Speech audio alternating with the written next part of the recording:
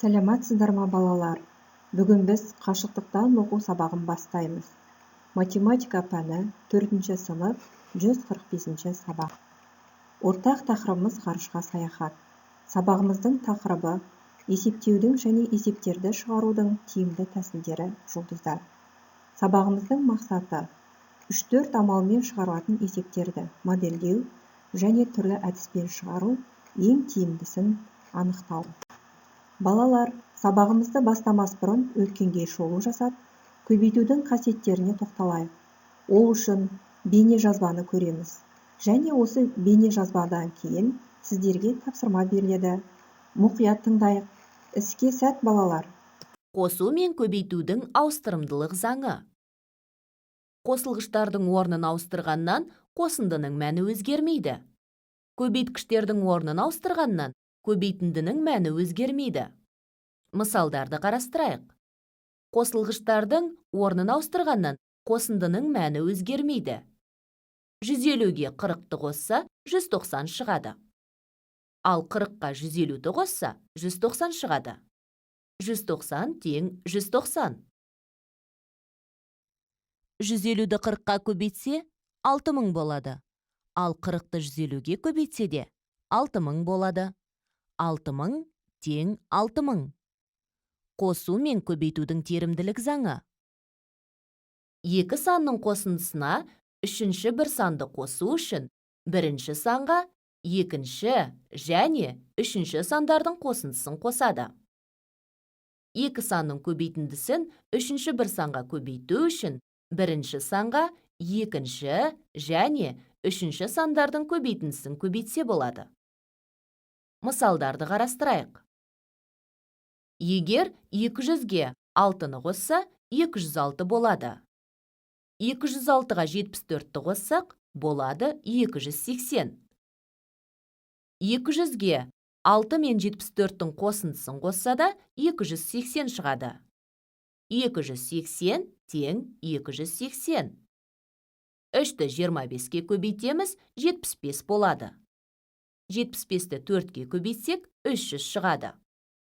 25-ті 4-ке көбейтсе 100 болады. 3-ті 100-ге көбейтсе 300 болады. 300 тең 300. Көбейтудің үлестірімділік қасиеті. Сандарды қосындысын кез келген санға көбейту үшін әр қосылғышты осы санға көбейтіп, нәтижелерін қосу керек. Мысалды қарастырайық.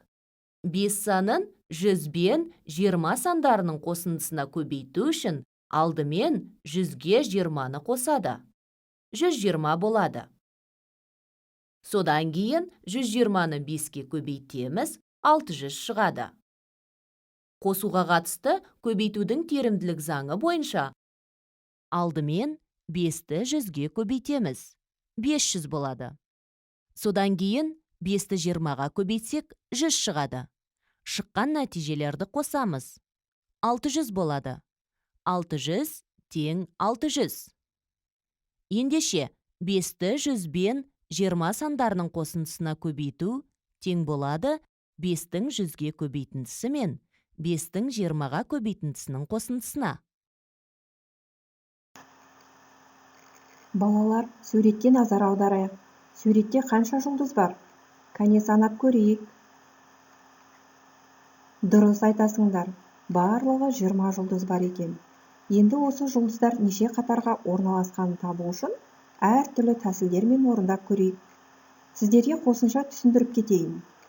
Бірінші тәсіл 20-ны жақша ішіндегі 5 пен 2 сандарының көбейтіндісіне бөлу. Екінші тәсіл 20-ны жақша ішіндегі көбейткіштерге жеке-жеке бөлу. Үшінші тәсіл 20-ны жақша ішіндегі көбейткіштердің орындарын ауыстырып бөлу. Міне балалар, жұлдыздардың неше қатарға орналасқан әртүрлі әдістерді пайдаланып орындадық. Демек, есептің мәні 2-ге тең болады. Балалар, осы әртүрлі әдістерді пайдаланып келесі тапсырманы орындап көрейік. Ол үшін дескрипторға назар аударайық. Санды көбейтіндіге бөлудің тиімді тәсілдерін қолданайық. Есептеулерді дұрыс орындайық. Есепті дұрыс шығарады деп ойлаймын балалар. Уақыт кетті, қане есептеп көрейік.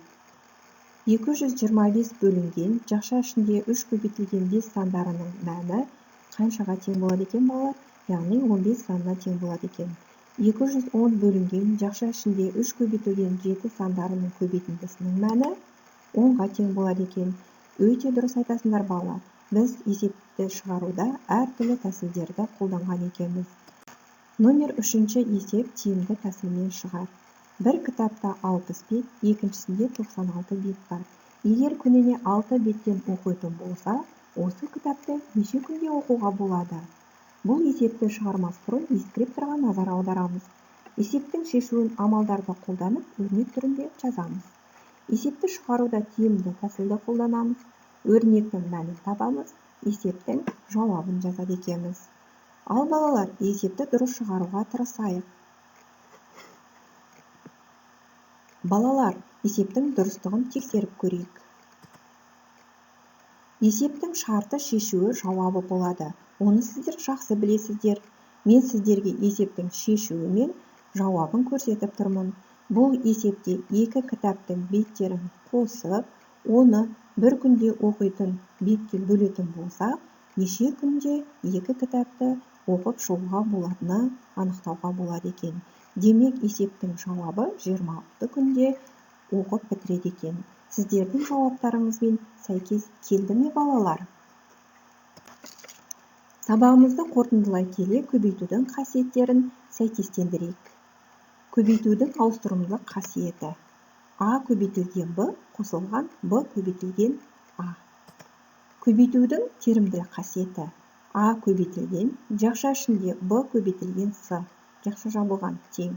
Жақша ашылған А көбейтілген Б. Жақша жабылған көбейтілген С. Көбейтудің үлестімділік қасиеті. А көбейтілген жақша ішінде Б қосылған С. Тең А көбейтілген Б қосылған А көбейтілген С. Сонымен, балалар, бүгінгі сабағымыздың мақсатына қайта оралайық. Бүгін сабақ барысында 3-4 амалмен берілген есептерді модельдедік, есептерді әртүрлі әдіспен шығардық, ең тиімді әдісті анықтадық. Үйге тапсырма номер 9-шы, 60-шы беттегі тапсырманы орындау. Бағалау критерийі қозғалысқа берілген есепті шығару. Дискриптор сызба бойынша есепті шығар, есептің шешуін амал өрнек түрінде жаз, өрнектің мәнін тап, есептің жауабын шеш. Балалар, осымен сабағымыз аяқталды. Сау болыңыздар.